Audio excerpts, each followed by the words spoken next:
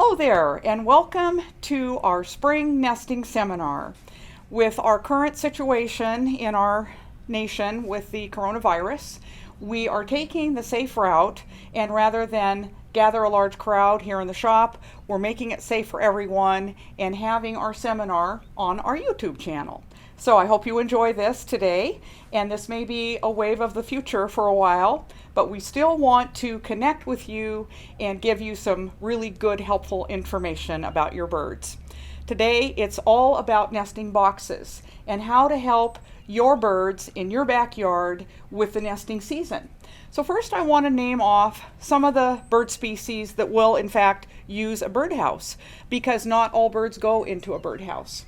So with our local birds, some of the most common ones that will come into a birdhouse so that you can provide for them are chickadees, both the black-capped chickadee and the chestnut-backed chickadee, the red-breasted nuthatch, our Bewick's wren, the northern flicker, downy woodpeckers will go into a nesting box, and also less commonly, but possible, is the barred owl and the western screech owl.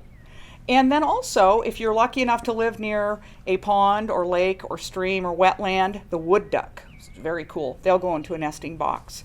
Also, here in our region, we have both the tree swallow and the violet green swallow.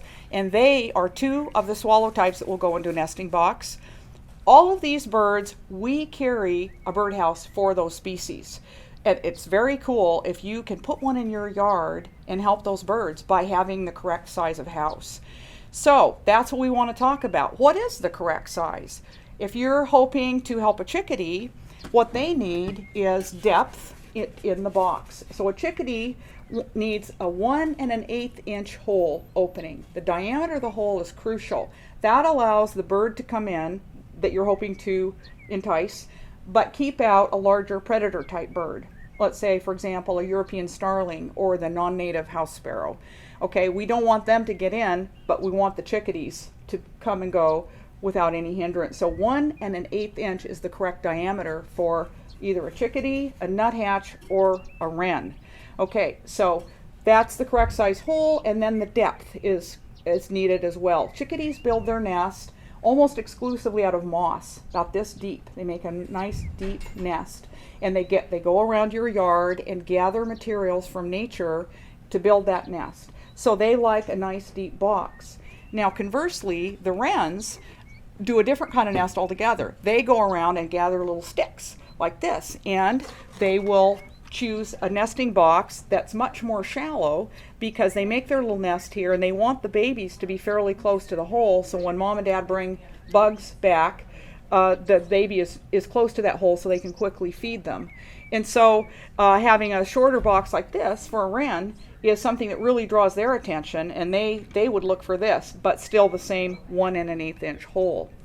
Now, if you really want to help the wrens, because of the way that they create their nest, they use, like I said, a lot of little sticks. So imagine if you're a bird, here's your beak, here's that stick going like this. How do they get that stick in this hole? So some of our other houses that are called a slot box are perfect for a wren because they can go right into the hole with that stick in their mouth. And that would include this one right here. See how the hole is quite different?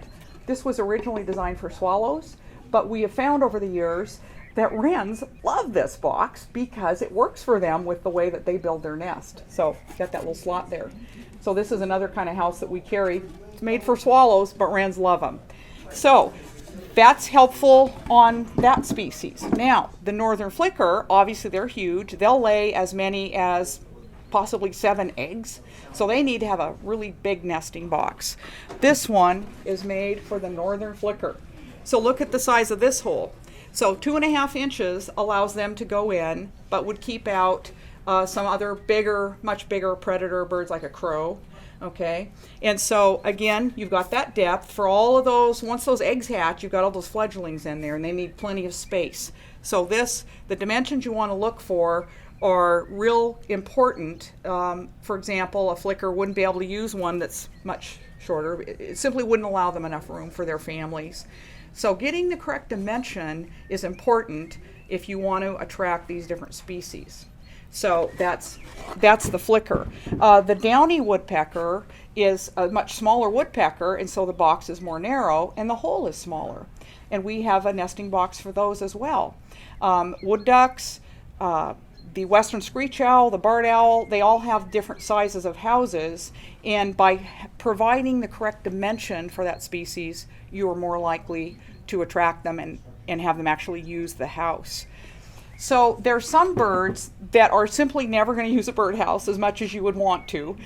People come in and say, oh, I want a little tiny birdhouse for hummingbirds. Well, they don't use a birdhouse.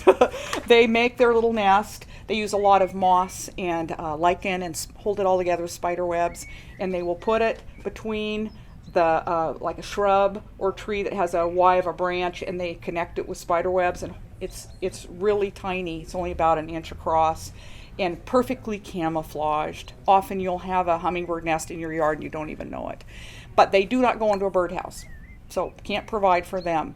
Other birds that might be in your yard but will never use a house include juncos, all of the finches, different warblers, vireos, birds like this, red-winged blackbird. They don't use a birdhouse. They create a nest either in a shrub or a tree using dried grasses, or some birds nest on the ground, like a lot of our ground-feeding birds, like the white-crowned sparrow or juncos or towhees, quail.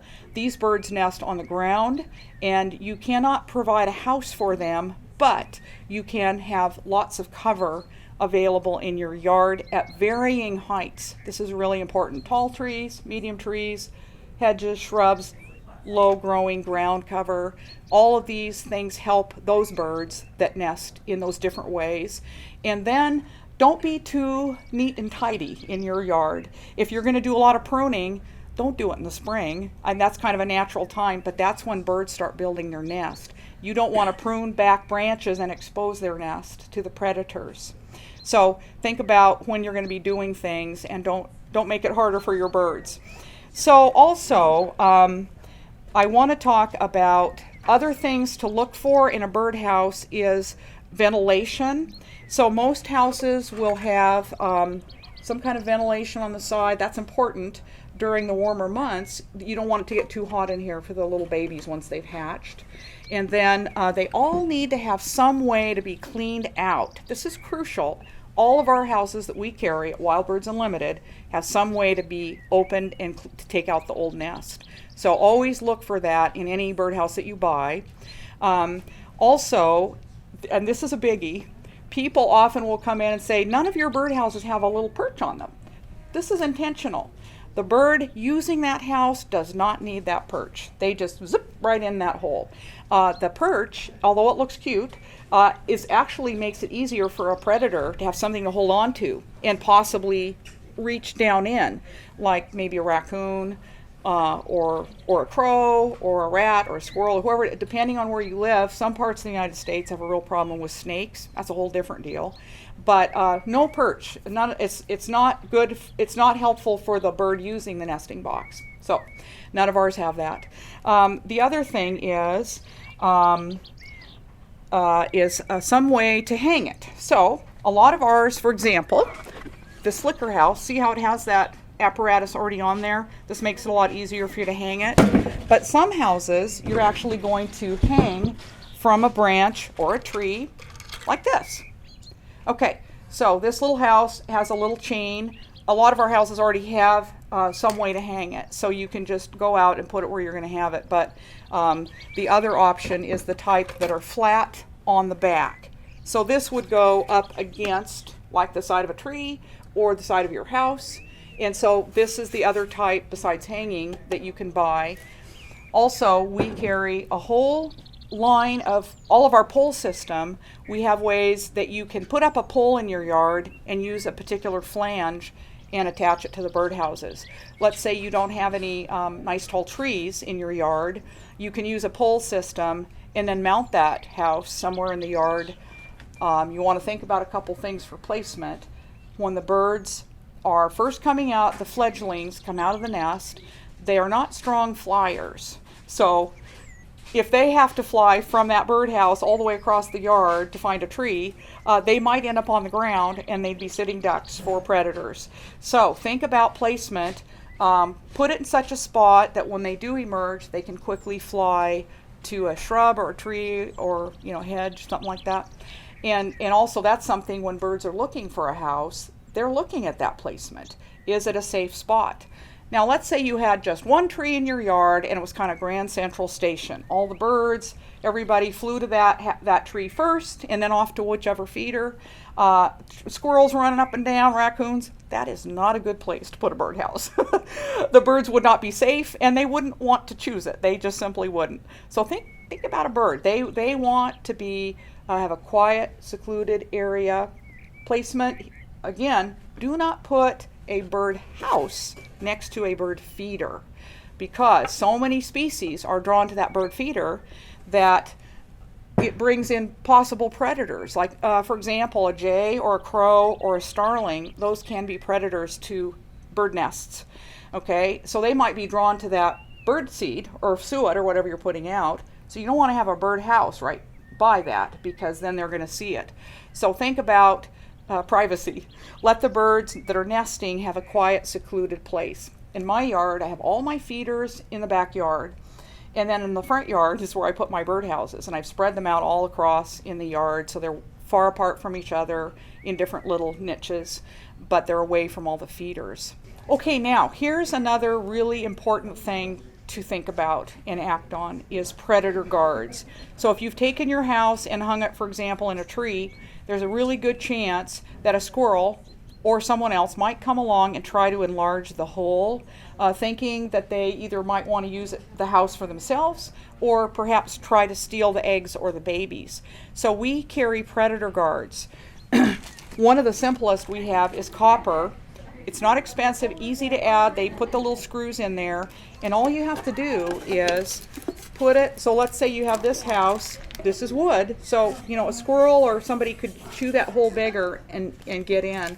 By putting a metal predator guard on there, it doesn't hinder the bird at all that's using the house, but it stops a predator from being able to enlarge that hole. So this is really useful, and I recommend them for if the house doesn't come with it. I recommend putting one on there, because you're really ultimately going to be helping the birds. And another one that we carry, a different company, is this one's slate. So again, no squirrel's going to be able to chew through this or enlarge the hole. We also have these slate ones for the flicker nesting box and the downy woodpecker.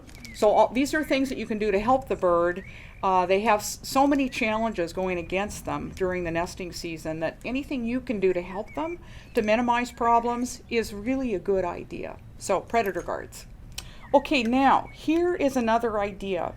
A lot of people will say, well, we don't have this, that, or the other as far as where can I hang it or place it. We don't have any, maybe you're in a new development, you don't have big trees yet. Here's a really cool idea that I've done in my yard and it works great. Let's say you've got a shrub, maybe it's 5 or 6 feet tall, maybe a lilac or a rhodie, something like that. Well, those branches don't go the right direction. They're not big and heavy enough to hold a birdhouse yet, but it's good cover for the bird. So what you can do is get one of our poles and you auger it down into the ground. So visualize, here's your shrub. You take that pole and bring it kind of back into it. So like that shrub is sort of hugging the pole. And so the pole's there, you put the birdhouse on top, and even though it's not attached to the shrub, it's amongst the shrub, and that gives protection for the birds. So they're somewhat hidden, and when they come out, they can go into that shrub. So it's providing what they need, and yet no tree is around there. So it's a way that you can make it work in an environment that you don't have big trees yet. So that's really a cool thing. Or let's say you're in a townhouse or an apartment or condo, you can take advantage of a shrub or hedge by using that pole. Hanging a feeder under your eaves, oddly enough, is often a good place because, so roof line, hang it right there. It's getting protection from the weather. Cats can't get it there. A lot of bird species are perfectly okay with human activity, because they've probably been in your yard through the winter coming to your feeders, and now they're like, you know what, let's build our nest around here. These are the good guys. So they're used to you coming out in the yard, your activity level, maybe even a dog running around, because they've lived there. So if you hang a birdhouse under the eaves, it's protected from many predators, and yet you get to see it, and you don't have to try to hang it in a tree. Works well. I've had success with several hanging from my eaves. Or you can take the kind that are flat on the back and put that up against the side of your house, way up high under the eaves. For chickadees and nuthatches, they like to be at least 6 feet off the ground, or even higher, 10 or 15 feet. Wrens will go lower. They are funny little birds. They'll often be, like at 4 feet off the ground. And you might think, oh, that's so dangerous, but they've chosen it. So, if they go with that, then just let them be. On the subject of wrens, the male will often build what's called a dummy nest. So if you come across a perfectly intact nest, but there appears to be no bird or eggs or anything, don't take it away. The male will build 2 or sometimes 3 nests in the spring, and then the female, he brings her along and says, okay, honey, which one do you like? And then she chooses the one she likes best. So if you see don't panic, don't be alarmed, just leave it alone. And at some point, they may end up using it. So that's another good tip. Now, here's something we hear every year, and I like to talk about juncos. Juncos naturally build a nest on the ground in a depression. Let's say you've got a shrub or plant growing like this, and there's a little space under there. They'll go into there and bring in materials and make a little nest. Well, that's fine for them, but then they realize that we humans create these things that work perfect for them in the form of a hanging basket. So you might have spent $50 at your local nursery for this gorgeous fuchsia, and then they go in and start building their nest. And people will panic that they're like, I don't want this fuchsia to die. I can't stop watering it, but I don't want to drown the babies. So here's the tip. Water the plant. If you don't water it and it dies and all the leaves fall off and stuff, then that nest is just sitting there exposed to things like crows, which will nab those babies out of there in a heartbeat. So keep watering the plant. Let's say the nest is here. If you can get a long spout of a watering can, water from the other side. That way the plant keeps getting water. This doesn't get drowned. Water, don't do a bucket of water like that, but carefully water that plant so it stays alive. And the parents will scold you. They'll be at a nearby spot going tick, tick, tick, tick, tick, tick, because they don't want you to disturb their nest and babies. Just calmly go about your business, water the plant, step away, walk away. And every time they will be upset with you, but you must do it to keep the plant alive. And then you'll have your flower and they have a safe spot to nest.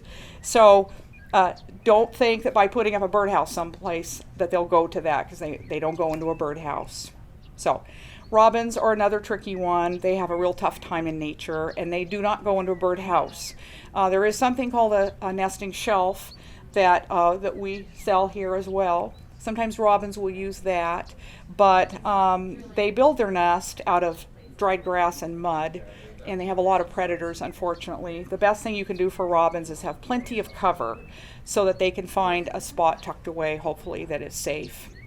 Okay, now, I wanted to talk about nesting materials. A lot of people think they can buy stuff and put it in a birdhouse. Don't do that.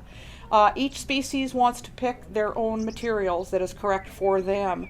But you can buy stuff, hang it in your yard, and many different species will come by picking what they need themselves, and then they'll add that to their nest.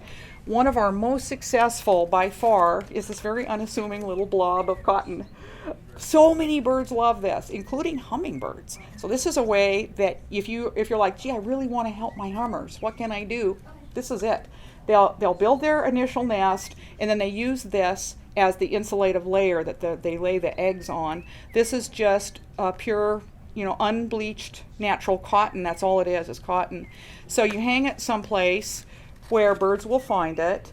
Don't put it right next to the birdhouse, though. Again, you don't want to draw attention to the house itself.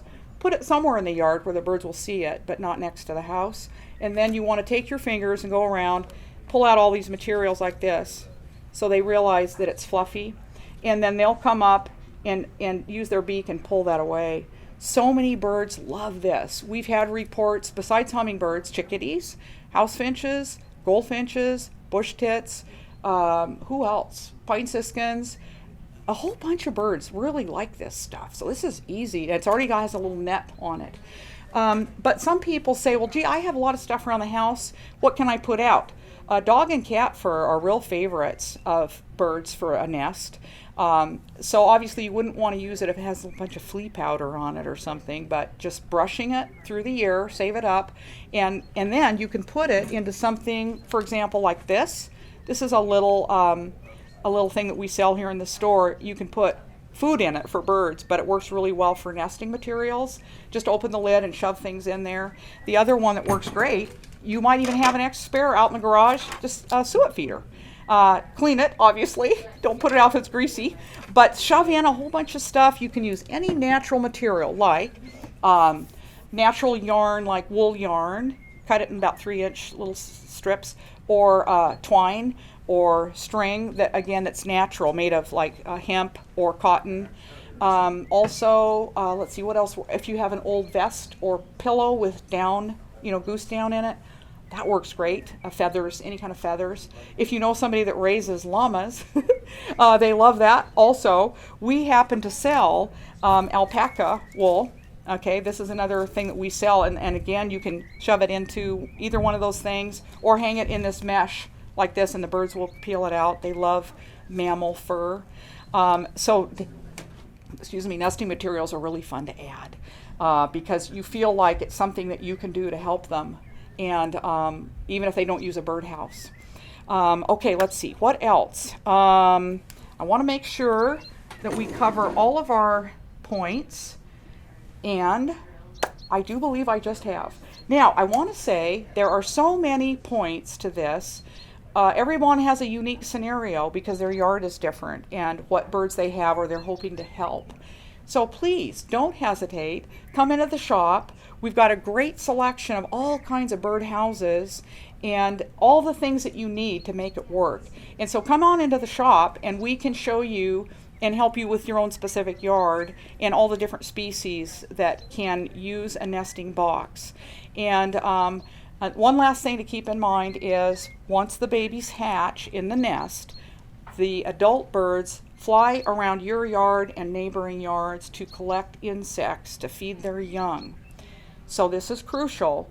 You don't want to use pesticides in your yard because that's harmful to the birds and the babies.